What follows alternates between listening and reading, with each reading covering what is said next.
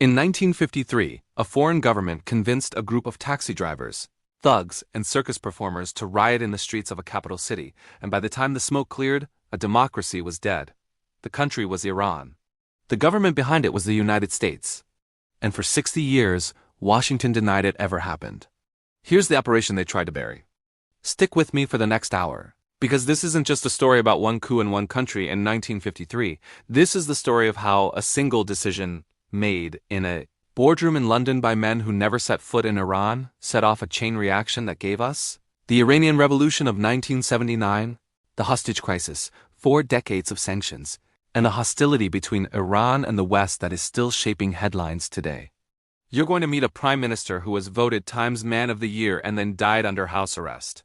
You're going to meet a CIA operative who was ordered to stand down and kept going anyway. You're going to see how an oil company older than the State of Israel bribed newspapers, paid mobs by the head, and convinced a superpower that a democratic government was secretly communist, when their own intelligence said otherwise. And at the end, you'll understand something most people never learn in school, that the clash of civilizations between Iran and the West didn't start with a revolution or a hostage crisis.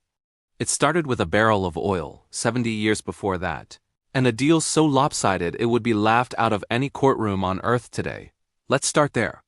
Rewind to the year 1901. Iran isn't even called Iran yet. The world knows it as Persia, and Persia is broke. The ruling Qajar dynasty is one of the most spectacularly corrupt monarchies in the region's history. The Shah of the time, Muzaffar ad-Din Shah, has just come back from a European vacation so extravagant it emptied the treasury, and he's already sold off pieces of his country's sovereignty to Russian and British creditors just to keep the lights on in his palaces. So when a wealthy Australian speculator named William Knox Darcy shows up with an offer of cash for the rights to search for oil, the Shah doesn't negotiate. He signs. Persia granted Darcy exclusive oil exploration rights across vast territories nationwide.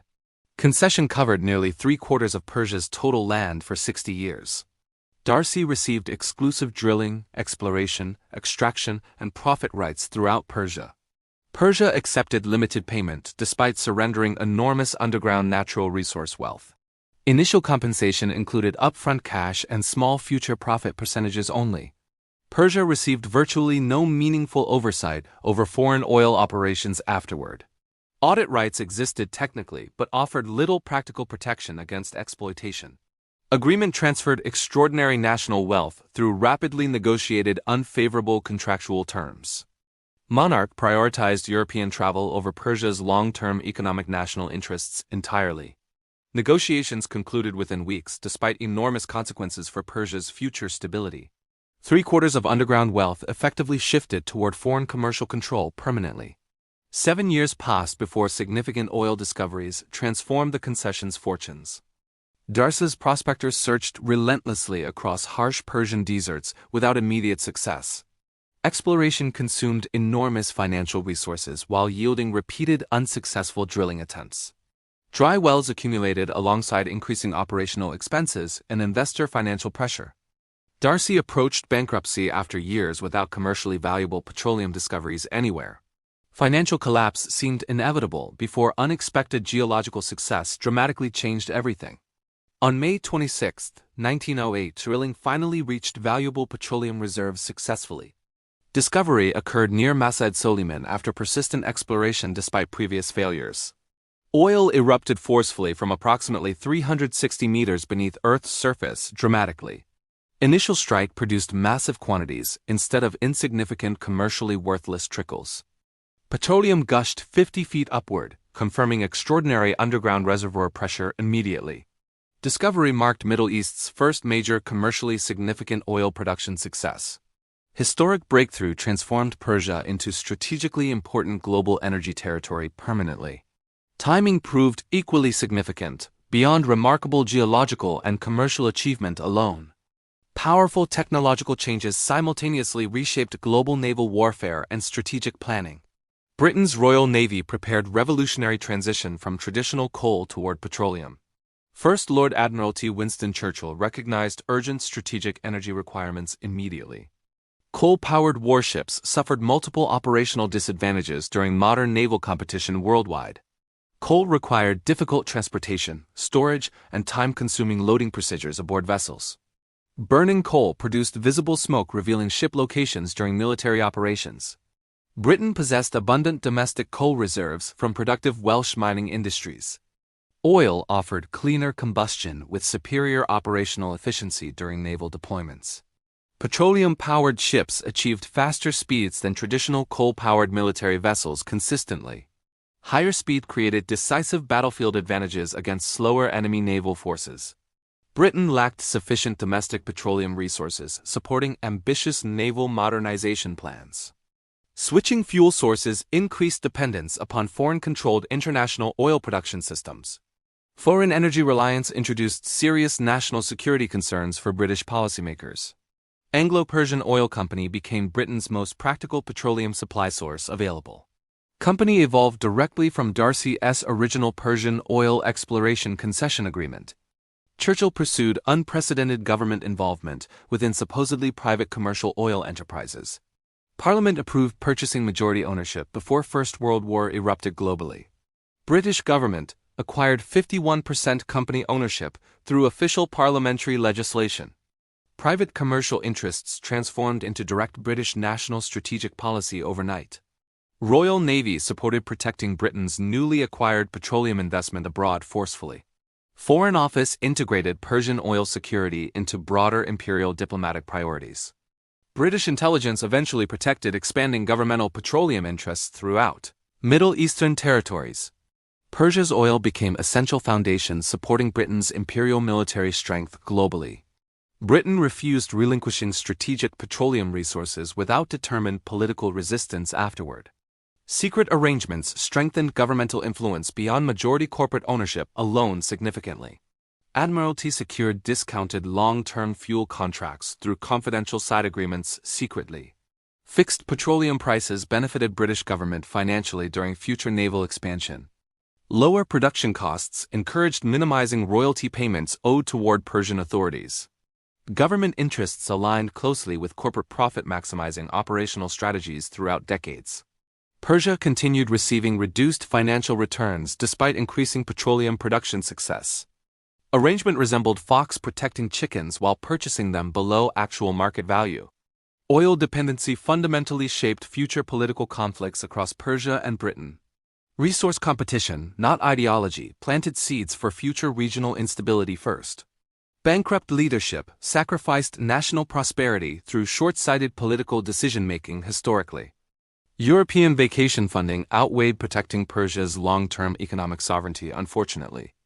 Next 3 decades transformed Anglo-Persian oil into dominant colonial enterprise inside. Company later became Anglo-Iranian Oil before eventually rebranding globally as BP. Foreign corporation exercised extraordinary authority within sovereign Iranian national territory continuously. Abadan became centerpiece of Iran's expanding petroleum refining industrial operations rapidly. World's largest refinery operated there during significant periods of 20th century history. British executives occupied luxurious compounds separated from ordinary Iranian workers physically. Residential areas featured manicured lawns, swimming pools, and modern air conditioning systems. Air-conditioned housing remained exceptionally rare throughout the broader Middle Eastern region. Iranian laborers lived nearby under dramatically different and unequal living conditions. Workers occupied overcrowded slums lacking reliable access to clean running water. Summer temperatures frequently exceeded 120 degrees Fahrenheit across refinery districts regularly. Dangerous refinery labor exposed workers to constant occupational health hazards daily. Malaria and heat exhaustion caused widespread suffering among Iranian labor communities. Company faced no obligation publishing accurate worker mortality statistics publicly ever. Economic inequality mirrored severe social divisions throughout Abadan's expanding industrial landscape. Corporate leadership enjoyed luxury while laborers endured poverty and dangerous environments. Financial arrangements heavily favored foreign shareholders over Iranian national economic interests. Renegotiated 1933 agreement promised Iran modest improvements without genuine equality afterward. Iran received approximately 16% company profits under revised contractual arrangements.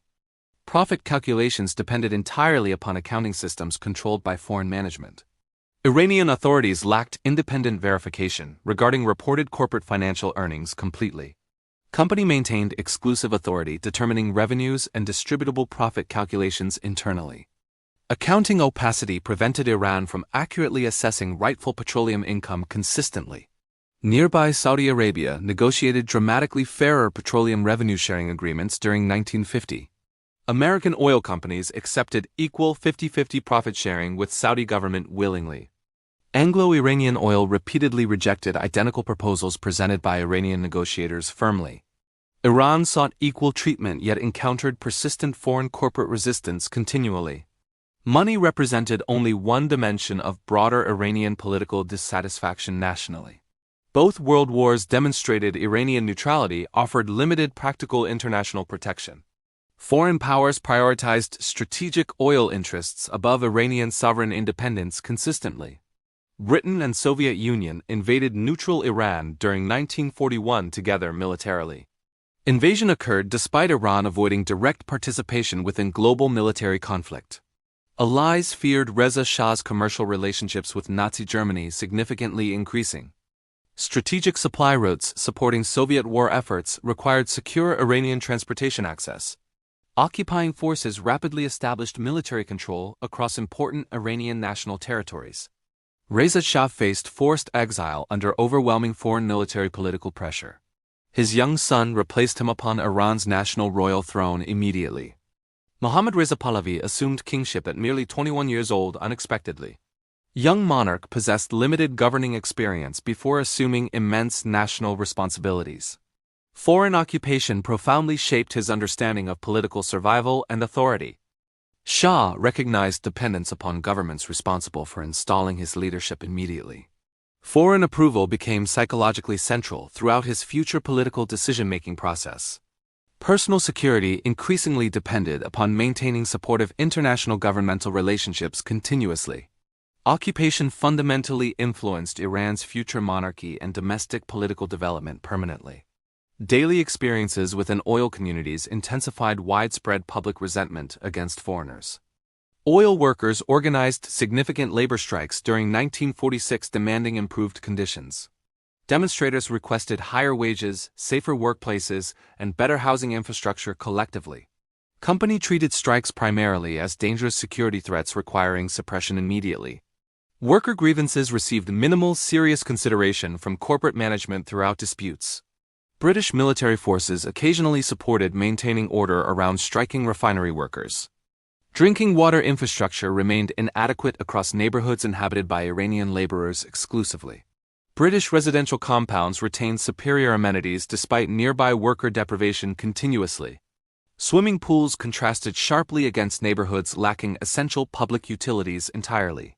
Nationalization reflected long-standing worker demands rather than sudden parliamentary inspiration alone. Oil town labor movements advocated resource control years before Mossadegh's political leadership. Workers sacrificed livelihoods and lives pursuing economic justice before formal reforms. World War II ended amid growing nationwide frustration across Iranian society. Diverse political groups united through shared dissatisfaction regarding foreign petroleum domination. Nationalists, leftists, merchants, students, and conservatives demanded meaningful economic sovereignty together. British-controlled company extracted extraordinary wealth exceeding broader national economic output substantially. Royalty payments relied upon accounting methods viewed as fundamentally unfair nationally. Iranian workers lacked basic safety, sanitation, and respectful workplace treatment consistently. Government increasingly appeared powerless against dominant foreign commercial corporate interests domestically.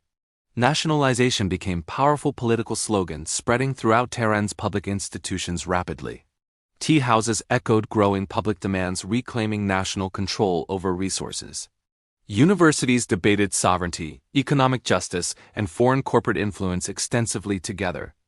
Parliament witnessed expanding support for comprehensive petroleum industry nationalization legislation.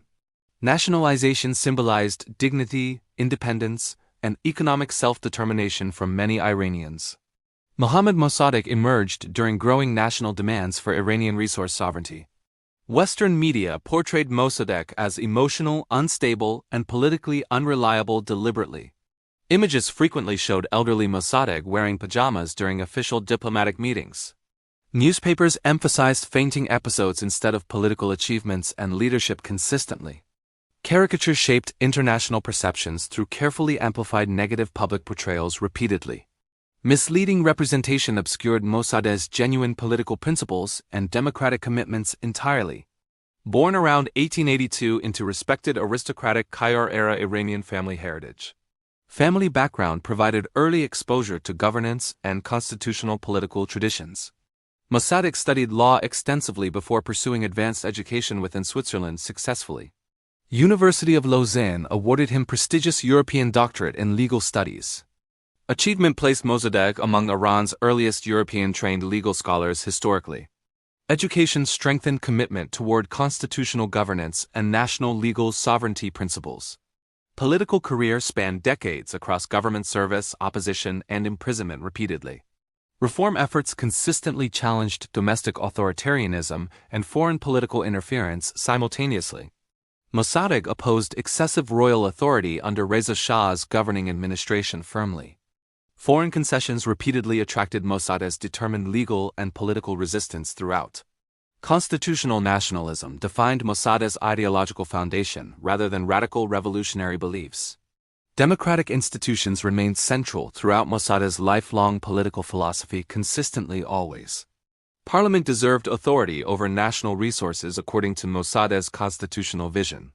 Monarchs alone should never determine Iran's economic future independently without oversight.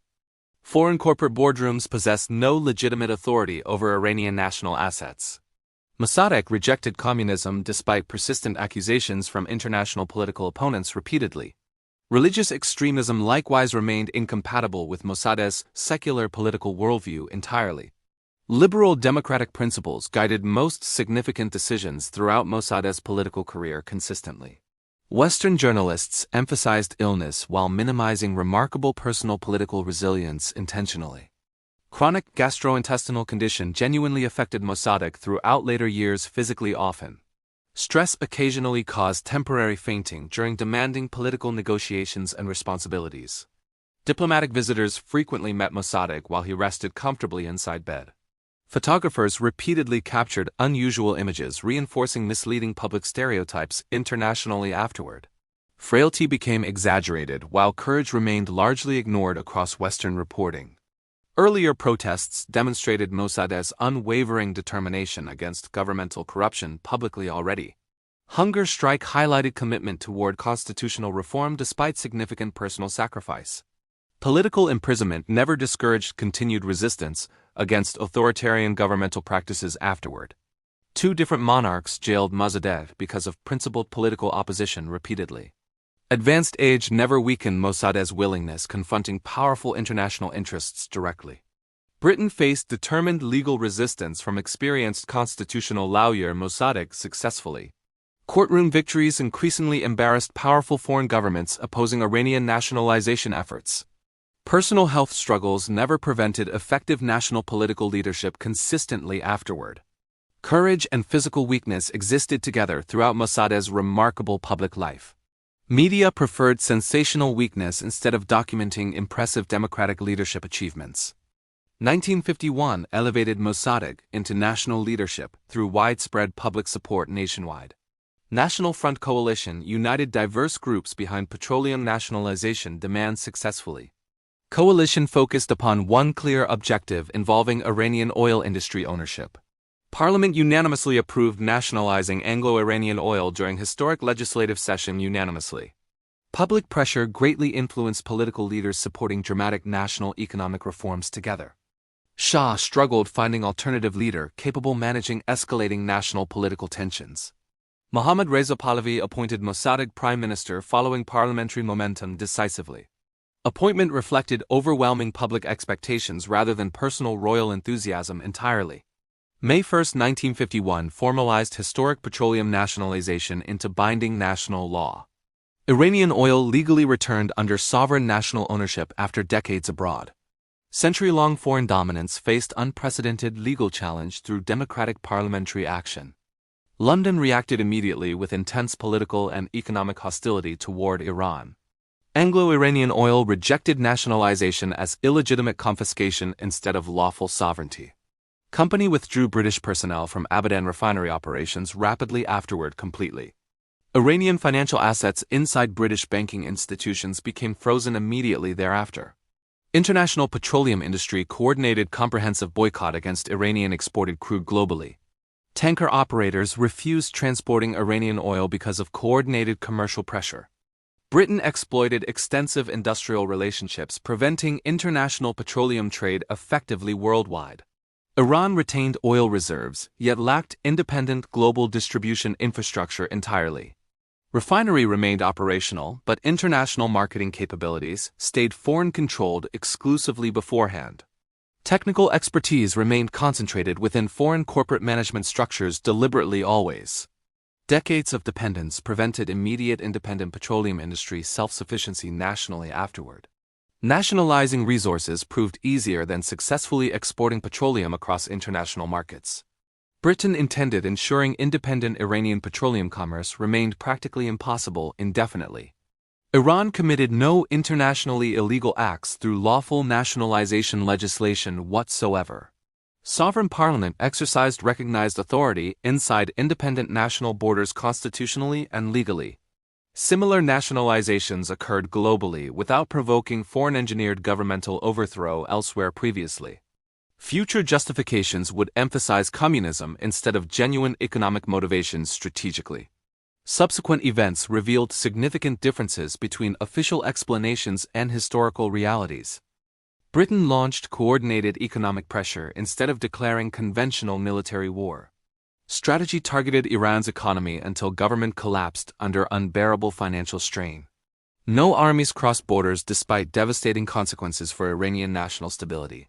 Economic warfare quietly inflicted immense hardship without traditional battlefield confrontations occurring. Britain challenged Iranian nationalization before International Court of Justice formally afterward. Case argued Iran violated binding contractual obligations through petroleum nationalization unlawfully. International Court rejected Britain's claims during 1952 jurisdictional decision unanimously. Judges determined dispute remained fundamentally domestic Iranian legal matter exclusively there. British legal strategy suffered humiliating defeat before respected international judicial authorities. Mossadegh achieved a major diplomatic victory defending Iranian sovereignty before global audiences. Mossadegh personally traveled Netherlands, presenting Iran's legal arguments confidently before judges. International courtrooms showcased Iranian commitment toward constitutional legal dispute resolution peacefully. Later visited United Nations Security Council defending sovereign resource ownership publicly. New York audiences closely followed Mossadegh's compelling international diplomatic appearances throughout. American journalists expressed fascination regarding Mossadegh's unique leadership style and character. Time magazine named Mossadegh 1951 Man of the Year honorably. Recognition placed Mossadegh above Churchill within prestigious international publication rankings unexpectedly. Magazine credited Mossadegh transforming global discussions surrounding petroleum and Persia dramatically. Legal victories contrasted sharply against worsening domestic economic realities inside Iran. Britain exploited global petroleum networks without requiring military intervention successfully abroad. Seven Sisters dominated international shipping, refining, and petroleum distribution markets extensively. British influence discouraged companies purchasing Iranian crude despite legal nationalization internationally. Shipping firms feared lawsuits and commercial isolation from broader petroleum industry. Global boycott effectively blocked Iranian exports despite abundant domestic oil reserves. Oil exports declined more than 90% within approximately 1 year. Government revenues collapsed alongside disappearing petroleum export income almost completely nationwide.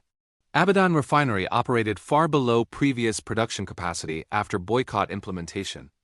Inflation steadily increased while unemployment spread throughout Iranian petroleum communities rapidly. Economic suffering intensified despite Mossadegh's consistent international legal successes everywhere abroad. Britain's strategy deliberately weakened Iran through sustained financial isolation rather than invasion. Government collapse became London's intended outcome from prolonged economic strangulation campaigns. Internal British records revealed motives extending beyond simple corporate financial disputes. Officials viewed removing Mossadegh necessary restoring damaged British international prestige urgently. Successful Iranian nationalization threatened broader imperial influence across resource-rich former colonies. Britain feared similar actions spreading throughout Egypt, Iraq, and neighboring countries. Imperial credibility depended preventing other nations copying Iranian nationalization examples successfully. Petroleum dispute evolved into symbolic struggle over declining British imperial authority. Cabinet discussions examined military intervention before choosing alternative economic pressure methods. Operation Buccaneer proposed invading Abadan and seizing strategic refinery facilities permanently. Military planners developed logistics supporting prolonged occupation of Iranian petroleum infrastructure. Planned invasion targeted fellow United Nations member despite peaceful legal circumstances.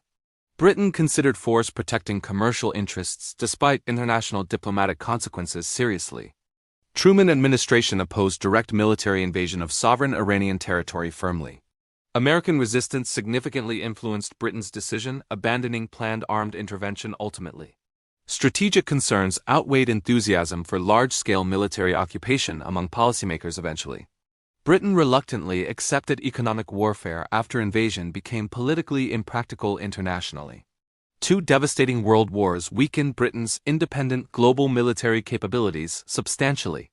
Empire lacked previous strength reclaiming overseas assets through direct force anymore. Abadan occupation remained unrealistic without significant American diplomatic and military backing. Attlee government recognized limitations confronting post-war geopolitical realities increasingly every day. United States prioritized broader international stability over supporting colonial military adventures. Britain searched alternative methods achieving political objectives without direct armed conflict. Mossadegh expelled remaining British diplomats from Iran during 1952 officially afterward. Government suspected intelligence officers undermining Iranian political stability through covert operations. Diplomatic relations between Britain and Iran ended following escalating mutual distrust. Expulsion demonstrated Mossadegh's determination protecting Iranian sovereignty against foreign interference forcefully. Unexpectedly, decision complicated Britain's intelligence capabilities inside Iranian territory significantly afterward. MI6 lost operational personnel necessary coordinating future covert activities independently there. Britain increasingly required American intelligence partnership, executing ambitious political intervention plans. United States maintained stronger intelligence presence inside Iran after diplomatic rupture. Mossadegh's justified suspicions inadvertently increased dependence upon American cooperation strategically afterward. Britain recognized persuasion offered remaining pathway toward removing Mossadegh from power. American policymakers initially sympathized with Iranian rights over national resources publicly. Britain reframed dispute emphasizing communist dangers instead of petroleum ownership strategically. Cold War fears gradually replaced economic arguments within diplomatic communications thereafter. Soviet influence became central justification seeking American participation against Mossadegh politically. Britain's next objective focused convincing Washington regime change served global security. White House leadership changes soon transformed international responses toward Iranian nationalization dramatically. President Harry Truman initially refused supporting Britain's proposed overthrow of Mossadegh. Truman administration favored negotiated settlements instead of covert political intervention abroad. American officials generally sympathized with post-war global decolonization movements and aspirations. Supporting British imperial interests risked damaging America's international democratic reputation significantly. Intelligence assessments concluded Mossadegh maintained no communist political loyalties whatsoever internally. CIA analysts found no evidence linking Mossadegh directly with Soviet leadership. Reports indicated Mossadegh remained independent from Moscow's strategic political influence entirely. Greater danger involved alienating moderate Iranian nationalists through foreign interference instead. Crushing democratic reform risked strengthening genuine communist movements across Iranian society. Tudeh Party represented Iran's primary organized communist political organization during period. American intelligence feared intervention would unintentionally increase Tudeh's domestic public support. Moderate nationalist leadership offered stronger protection against Soviet influence than coups. Truman officials repeatedly encouraged Britain negotiating fair petroleum agreements with Iran. Washington believed equitable compromise better served long-term regional stability and interests. Britain rejected meaningful concessions despite repeated American diplomatic recommendations consistently afterward. British leaders prioritized prestige over practical compromise throughout escalating international dispute. January 1953 transformed political calculations inside Washington dramatically and permanently afterward. Dwight Eisenhower replaced Truman following successful presidential election campaign nationwide politically. New administration embraced far stronger anti-communist foreign policy priorities immediately afterward. Eisenhower appointed influential Dulles brothers into powerful national security positions rapidly. John Foster Dulles became America's Secretary of State under Eisenhower administration. Allen Dulles soon assumed leadership directing Central Intelligence Agency operations worldwide. Both brothers previously practiced corporate law representing major multinational business interests. Extensive legal careers shaped their worldview regarding international economic security priorities. Cold War ideology strongly influenced both brothers' foreign policy decision-making consistently. British officials recognized opportunity convincing receptive Eisenhower administration against Mossadegh quickly. Diplomatic strategy shifted completely from contractual disputes toward communist security fears. Britain abandoned previous emphasis protecting corporate petroleum contracts internationally afterward entirely. New arguments highlighted Soviet expansion, threatening strategic Middle Eastern regional stability instead. Economic crisis supposedly increased communist influence inside politically unstable Iranian society significantly. Britain ignored its boycott's major contribution, causing Iranian economic deterioration deliberately. Iranian hardship became persuasive evidence supporting anti-communist intervention arguments strategically afterward. Imperial Guard commander became arrested before completing assigned operational mission unexpectedly. First coup attempt collapsed within mere hours after exposure publicly nationwide. News rapidly spread describing failed royal conspiracy against elected government everywhere. Citizens celebrated apparent defeat of anti-democratic plot through widespread public demonstrations immediately. Crowds destroyed statues honoring Shah's father across Tehran enthusiastically during celebrations. Public anger increasingly targeted monarchy following exposed conspiracy against constitutional government. Terrified Shah fled Iran fearing permanent overthrow following failed operation immediately. Monarch escaped first Baghdad before continuing onward toward Rome safely afterward. Royal departure effectively abandoned collapsing operation during its critical opening phase. CIA headquarters concluded operation completely failed after receiving alarming field reports. Washington ordered Kermit Roosevelt immediately abandoning mission and leaving Iran safely. Senior officials expected operational collapse following disastrous first attempted coup failure. Roosevelt refused obeying direct instructions from CIA headquarters courageously or recklessly. Field commander believed remaining operational networks still offered realistic opportunities ahead. Paid demonstrators, military allies, and Zahedi remained available supporting renewed efforts. Roosevelt reorganized surviving assets, preparing ambitious second operational attempt secretly afterward. Second strategy appeared less formal while resembling spontaneous popular uprising publicly. Apparent grassroots movement concealed continuing foreign coordination behind unfolding political events carefully. Failed operation unexpectedly evolved toward decisive second opportunity through Roosevelt's persistence alone. Roosevelt's gamble transformed apparent defeat into renewed revolutionary political momentum unexpectedly. Operation Ajax entered decisive final stage during August 19, 1953 nationwide. CIA funding supported extensive logistical preparations before coordinated street demonstrations commenced. Declassified accounts detailed widespread cash payments financing political influence operations secretly. Parliament members reportedly accepted money supporting anti-Mossadegh political objectives behind scenes. Street gangs received daily payments participating within carefully organized public demonstrations. Crowds earned wages marching through predetermined protest routes across Tehran systematically. National unrest became organized expenditure within detailed covert operational budgeting processes. Kermit Roosevelt coordinated activities from United States Embassy compound inside Tehran. Embassy headquarters functioned as operational command center throughout decisive coup events. Roosevelt communicated continuously with paid Iranian contacts during unfolding developments constantly. Radio communications enabled rapid adjustments responding changing political circumstances throughout operations. Cash distributions continued while field conditions evolved hour by hour dynamically.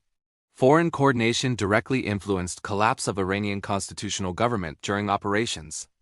August 19th demonstrations initially appeared supporting Shah against Mossadegh publicly nationwide. Paid crowds included wrestlers, circus performers, and organized street toughs prominently. Criminal networks mobilized participants following previously established operational relationships successfully together. Orchestrated demonstrations gradually attracted genuinely dissatisfied Iranian citizens seeking political change. Economic hardship increased willingness joining expanding anti-government public demonstrations throughout Tehran. Manufactured protests slowly evolved into broader public political movement unexpectedly thereafter. Artificial origins blended with authentic popular frustration, creating powerful combined momentum. Military officers loyal toward General Zahedi joined expanding demonstrations strategically afterward. CIA-cultivated military networks actively supported advancing anti-Mossadegh political operations throughout Tehran. Armed forces strengthened demonstrations by providing organizational discipline and military authority. Tanks rolled through central Tehran supporting advancing anti-government operational objectives forcefully. Military presence dramatically shifted balance against Mossadegh's remaining loyal governmental supporters. Fighting erupted around Mossadegh's residence during escalating armed confrontations throughout city. Gunfire continued several hours while opposing forces battled fiercely for control. Estimated casualties reached approximately 200 to 300 deaths during violent confrontations altogether. Mossadegh's residence ultimately fell after sustained military assault and resistance collapsed. Government defenses proved insufficient against coordinated military and civilian opposition combined. Mossadegh escaped residence climbing over surrounding garden wall during fighting successfully. Escape temporarily prevented immediate capture despite overwhelming military pressure surrounding him. Following day, Mossadegh voluntarily surrendered, preventing additional unnecessary bloodshed among supporters. Personal surrender reflected concern protecting civilians rather than preserving personal freedom. General Zahedi immediately assumed office as Iran's newly installed prime minister. Foreign-backed political transition replaced democratically elected leadership with preferred alternatives successfully. Shah remained abroad awaiting confirmation regarding operation's final successful outcome safely. News of victory reached Shah while staying temporarily inside Rome afterward. Monarch returned Tehran within days following successful completion of coordinated coup. Public celebrations welcomed Shah through carefully managed political stagecraft and organization. Apparent spontaneous enthusiasm concealed significant planning behind public ceremonial displays nationwide. Shah resumed authority, possessing greatly expanded executive political power afterward permanently. Constitutional monarchy increasingly evolved towards centralized authoritarian royal government following intervention. Washington's support reinforced Shah's confidence, governing with expanded political authority thereafter. London's backing strengthened restored monarchy against future democratic political challenges significantly. Mossadegh faced military tribunal charged with treason against Iranian state officially. Former prime minister personally conducted his own legal courtroom defense confidently. Defense emphasized constitutional principles rather than requesting judicial mercy or leniency. Mossadegh argued coup violated Iranian law and constitutional governmental procedures fundamentally. Courtroom statements highlighted extensive foreign involvement behind political regime change directly. Western governments officially denied coup allegations for many subsequent decades publicly. Later CIA documentation substantially confirmed Mossadegh's principal courtroom claims historically accurate. Tribunal convicted Mossadegh despite continuing arguments regarding constitutional legal legitimacy thereafter. Sentence included 3 years imprisonment followed permanent house arrest indefinitely afterward. Family estate outside Tehran became Mossadegh's lifelong place of enforced isolation. Public political participation ended almost completely after imprisonment, concluded permanently thereafter. Mossadegh remained isolated until death during March 1967, quietly afterward, entirely. Petroleum industry underwent significant restructuring following successful political regime change immediately. New international consortium assumed responsibility managing Iranian oil production operations collectively. Anglo-Iranian Oil retained substantial ownership despite revised international partnership arrangements afterward. American petroleum companies gained major ownership shares within reorganized consortium collectively. 5 large United States companies controlled approximately 40% combined ownership. Ownership changes reflected American intelligence contribution, enabling successful political intervention directly.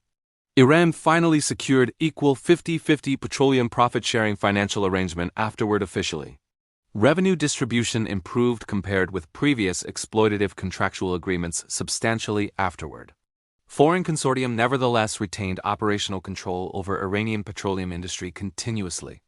Genuine national sovereignty remained absent despite improved financial sharing arrangements afterward.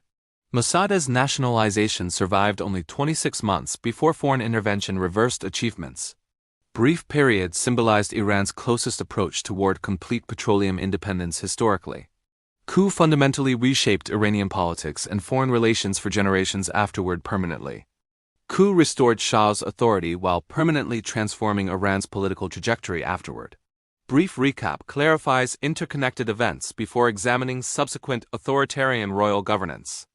Bankrupt monarch surrendered Persian oil through disastrous 1901 concession agreement initially. Britain transformed Persian petroleum into essential imperial strategic military resource rapidly thereafter. Iranian workers endured poverty beside luxurious British compounds for many decades. Democratic movement demanded reclaiming national resources through lawful parliamentary action peacefully together. Mossadegh nationalized petroleum industry, exercising sovereign constitutional authority legally during 1951. Britain retaliated economically after abandoning direct military invasion plans reluctantly instead. Economic strangulation sought collapsing Iran's government through financial hardship and isolation. Cold War fears replaced economic arguments, persuading new American administrations successfully afterward. CIA officer Kermit Roosevelt ignored withdrawal orders, continuing covert operations independently afterward. Paid mobs, propaganda, and bribery enabled successful overthrow of elected leadership eventually. Young Shah regained throne through decisive foreign-backed political intervention completely afterward. Next 26 years reshaped Iran under increasingly authoritarian monarchical rule permanently thereafter. Mohammad Reza Shah consolidated authority following restored political control across Iran. United States strengthened partnership with Shah throughout escalating Cold War tensions regionally. American military assistance expanded dramatically, supporting Iranian armed forces modernization continuously thereafter. Economic aid reinforced strategic alliance between Washington and Tehran for decades. Political backing protected Shah from significant international criticism regarding domestic repression. Iran became crucial American regional ally within volatile Middle Eastern geopolitics strategically. Shah promoted Iran as Persian Gulf's principal regional security guardian confidently. American weapons systems flowed steadily into expanding Iranian military establishment continuously thereafter. Foreign support reinforced Shah's confidence, governing with increasingly centralized executive authority. Domestic priorities shifted toward preventing another Mossadegh-style democratic political challenge permanently. Shah established powerful intelligence organization during 1957 with foreign assistance officially. New agency became known internationally by acronym SAVAK shortly afterward universally. CIA reportedly helped organize and train SAVAK's operational intelligence capabilities extensively. Israeli intelligence agency Mossad reportedly assisted SAVAK's institutional development alongside Americans. SAVAK evolved into feared internal security organization throughout Iranian society rapidly. Extensive surveillance monitored political opponents across universities, workplaces, and religious institutions continuously. Arbitrary arrests targeted individuals criticizing monarchy or challenging governmental authority publicly. Political detainees frequently experienced imprisonment without transparent judicial legal protections consistently. Human rights organizations documented widespread torture practices inside SAVAK detention facilities. Amnesty International criticized SAVAK's extensive abuses during 1970s investigations publicly afterward. Marxists became frequent targets of government surveillance and harsh repression nationwide. Religious clerics likewise encountered persistent monitoring, intimidation, and imprisonment repeatedly thereafter. University students suffered investigations after expressing opposition toward authoritarian royal governance. Ordinary citizens risked punishment for openly criticizing monarchy within public discussions. Fear increasingly shaped everyday political life across Iranian society during Shah's reign. Shah nevertheless implemented ambitious modernization reforms throughout national development programs extensively. White Revolution introduced significant economic and social transformation initiatives nationwide together. Land reform attempted redistributing agricultural property across rural Iranian communities broadly. Infrastructure investments expanded transportation, utilities, and public development nationwide significantly afterward. Women gained expanded voting rights through progressive governmental legal reforms officially. Industrial growth accelerated under ambitious state-supported economic modernization strategies consistently thereafter. Tehran developed thriving cosmopolitan middle-class neighborhoods during 1970s prosperity, especially afterward. International observers praised Iran's apparent stability and economic development enthusiastically abroad. Washington celebrated Iran as successful pro-Western Cold War regional partner consistently.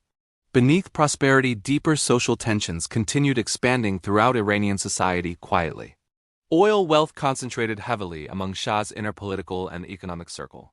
Rural communities experienced continuing poverty despite impressive national economic growth statistics. Urban working-class families struggled despite expanding industrial development and modernization efforts.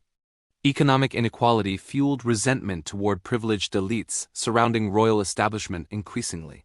Peaceful political opposition remained effectively impossible under pervasive SAVOK surveillance nationwide. Nationalists, communists, and religious activists encountered similar governmental repression repeatedly thereafter. Legitimate democratic channels gradually disappeared beneath expanding authoritarian political control completely. Frustrations accumulated without peaceful constitutional mechanisms resolving public grievances effectively anymore. Memory of 1953 remained powerful among older Iranian generations continually afterward. Families remembered foreign overthrow destroying democratically chosen national leadership painfully together. Mossadegh symbolized lost opportunity for genuine political independence and sovereignty permanently. Foreign intervention became an enduring source of national distrust across Iranian society deeply. White revolution affected traditional families differently than urban political elites experienced. Land redistribution often created economically unsustainable small agricultural holdings for farmers. Many displaced rural families migrated toward cities seeking employment opportunities desperately. Urban labor markets frequently failed, absorbing rapidly increasing migrant populations successfully. Rapid modernization disrupted long-standing traditional social and religious community structures considerably. Top-down secularization alienated influential religious leaders throughout Iranian society increasingly afterward. Royal decrees replaced gradual cultural consensus regarding controversial social transformations nationally. Cleric Ruhollah Khomeini emerged criticizing Shah's modernization policies publicly during 1963. Government arrested Khomeini following outspoken opposition toward white revolution reforms immediately. Eventually, authorities forced Khomeini into lengthy foreign exile lasting 15 years. Exile included residence inside Iraq before eventual relocation toward France afterward. Repression delayed opposition without eliminating underlying political dissatisfaction across society permanently. Live ammunition later confronted mass protesters during nationwide demonstrations against monarchy. Every coercive measure postponed inevitable political crisis, instead resolving fundamental grievances completely. Time ultimately expired for Shah's increasingly authoritarian system despite extensive foreign support. Late 1970s witnessed accelerating revolutionary momentum across Iranian society nationwide dramatically. Diverse opposition groups gradually united against Shah's authoritarian political system together. Leftist students organized persistent demonstrations demanding sweeping political and economic reforms nationwide. Secular nationalists remembered Mossadegh's overthrow, fueling continuing resentment toward monarchy deeply. Religious leaders increasingly coordinated resistance under exiled cleric Ruhollah Khomeini's leadership. Previously divided movements discovered common purpose opposing Shah's continued authoritarian rule. Mass protests expanded steadily throughout 1978 despite violent governmental crackdowns repeatedly. Demonstrations attracted millions across cities, villages, universities, and religious institutions collectively. Security forces struggled containing growing nationwide revolutionary public mobilization effectively anymore. January 1979 marked Shah's final departure from Iranian territory permanently afterward. Seriously ill with cancer, Shah abandoned Iran amid collapsing political authority. Military commanders increasingly withdrew confidence, supporting monarch's increasingly desperate government internally. Shah departed exile, never returning to rule Iran again, afterward permanently. Following year, Shah died while living abroad inside Egypt quietly thereafter. Ruhollah Khomeini returned triumphantly after 15 years living outside Iran exiled. Massive welcoming crowds reflected genuine popular enthusiasm unlike earlier royal celebrations. Revolutionary movement rapidly transformed Iranian political institutions following monarchy's collapse completely. Monarchy ended, replaced by Islamic Republic under Khomeini's religious leadership officially. New government adopted strongly anti-American foreign policy orientation almost immediately afterward. November 1979 brought dramatic escalation between Iran and United States relations. Radical students stormed American embassy compound located within Tehran forcefully together. Protesters seized 52 American diplomats and citizens as hostages immediately afterward. Hostage crisis continued 4-100-40-4 consecutive days, attracting worldwide attention constantly thereafter.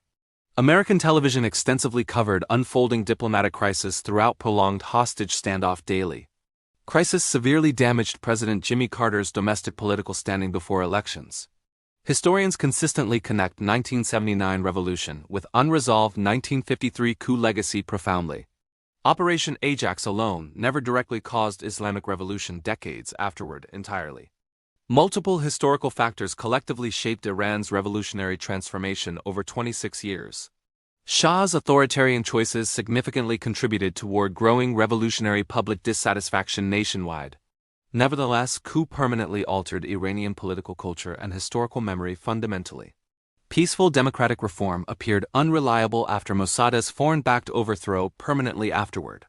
Many Iranians concluded constitutional methods could never guarantee lasting national sovereignty. Foreign intervention undermined confidence within democratic institutions and electoral politics deeply. Political frustration increasingly encouraged more radical revolutionary alternatives across society eventually. Operation Ajax poisoned trust between Iran and Western governments for generations. Anti-American sentiment developed through remembered historical experiences rather than abstract ideology alone. Death to America slogan reflected perceived betrayal remembered across Iranian political culture. Historical grievances continued influencing official rhetoric decades after original intervention occurred. United States officially denied coup involvement for approximately 60 years publicly. Historians nevertheless documented extensive evidence linking CIA with Operation Ajax consistently. Iranian officials repeatedly described foreign intervention despite official American denials continuously afterward. August 2013 brought unprecedented official acknowledgement through declassified CIA documentation finally. National Security Archive published internal agency history obtained through transparency requests. Freedom of Information Act requests secured release of historically significant documents. CIA history explicitly acknowledged directing military and propaganda coup operations officially. Agency described intervention as authorized United States foreign policy implementation directly. Highest governmental levels conceived and approved operation before execution officially together. Declassified admission represented strongest American acknowledgement regarding 1953 intervention historically afterward. Official confirmation arrived almost exactly 60 years after Tehran coup occurred. Admission transformed long-standing historical allegations into documented governmental factual acknowledgments permanently. Earlier generations lacked definitive official evidence supporting widely believed Iranian accounts publicly. American confirmation eliminated ambiguities surrounding responsibility for democratic government's overthrow entirely. Iranian students today study confirmed historical intervention shaping national political attitudes continuously. Understanding history requires acknowledging documented facts instead dismissing grievances as propaganda. Honest historical analysis avoids simplistic explanations involving religious extremism exclusively altogether. Coup's legacy extended through decades of continuing American-Iranian geopolitical confrontation afterward. Iran-Iraq War further intensified distrust between Tehran and Washington throughout 1980s. United States quietly supported Saddam Hussein against revolutionary Iranian government strategically thereafter. Economic sanctions expanded repeatedly targeting Iranian policies during subsequent decades continuously. Nuclear dispute dominated bilateral relations throughout 1990s, 2000s and beyond extensively. 2015 nuclear agreement briefly improved diplomatic engagement between longtime adversaries temporarily. Joint Comprehensive Plan of Action formalized negotiated nuclear restrictions internationally together. United States later withdrew unilaterally from agreement during 2018 officially afterward. Withdrawal renewed diplomatic tensions and expanded economic sanctions against Iran again. Negotiations resumed intermittently, without permanently resolving fundamental bilateral disagreements successfully afterward. Regional flashpoints repeatedly intensified already fragile American-Iranian political relationship throughout decades. Every administration inherited consequences originating partly from 1953 intervention historically thereafter. Diplomatic discussions occurred beneath enduring shadow cast by Operation Ajax continuously. Iranian leaders consistently remembered foreign betrayal during negotiations with American counterparts persistently. Historical memory shaped strategic calculations alongside contemporary political and security concerns always. Modern tensions cannot be understood without recognizing documented historical intervention completely. Past decisions continued influencing present international relations across successive generations profoundly. Legacy of 1953 remains central understanding contemporary United States-Iran relations today. Operation Ajax reveals uncomfortable truths about power, resources, and international politics. History rarely offers simple stories featuring absolute heroes or unquestioned villains exclusively. Democratic principles sometimes weaken when strategic resources become overwhelmingly valuable internationally. Nations frequently compromise ideals protecting perceived economic and geopolitical interests abroad. Britain never overthrew Mossadegh because he ruled as brutal tyrant alone. Mossadegh remained democratically elected under Iran's constitutional political system throughout office. Primary conflict centered upon petroleum ownership rather than governmental legitimacy fundamentally instead. Nationalizing foreign-controlled oil company triggered extraordinary international political retaliation immediately afterward. Cold War rhetoric disguised deeper economic motivations behind covert intervention successfully. Intelligence officials privately questioned communist threat despite public political messaging consistently. Public justifications differed significantly from classified governmental strategic assessments internally always. Iran endured decades of consequences following foreign-engineered political regime change afterward. Ordinary Iranians experienced lasting impacts unlike distant policymakers authorizing intervention originally. Decision-makers rarely suffered personal consequences from their strategic foreign policy choices. Historical outcomes burden populations rather than architects behind covert operations primarily. Understanding Operation Ajax requires confronting uncomfortable documented historical evidence honestly together. Resource competition profoundly influenced 20th-century international political decision-making repeatedly worldwide. Democracy proved vulnerable when conflicting against powerful strategic economic interests globally. Historical perspective strengthens understanding of contemporary geopolitical tensions involving Iran today. Many modern conflicts trace origins toward overlooked 20th-century political interventions directly. Deep historical research uncovers events omitted from simplified educational narratives frequently. Numerous covert operations quietly reshaped modern international political landscapes permanently thereafter. Hidden historical decisions continue influencing present-day global diplomatic relationships significantly still. Understanding overlooked history provides valuable context for interpreting current world events. Curiosity encourages exploring additional historical episodes beyond familiar mainstream narratives continuously. Countless untold stories remain awaiting careful historical examination and public discussion. Audience participation helps identify future historical subjects deserving comprehensive research attention together. Thoughtful discussion encourages broader appreciation for complex international historical developments worldwide. Thank you sincerely for following this detailed historical journey until conclusion. Enduring lessons remain relevant whenever power, resources, and democracy intersect globally.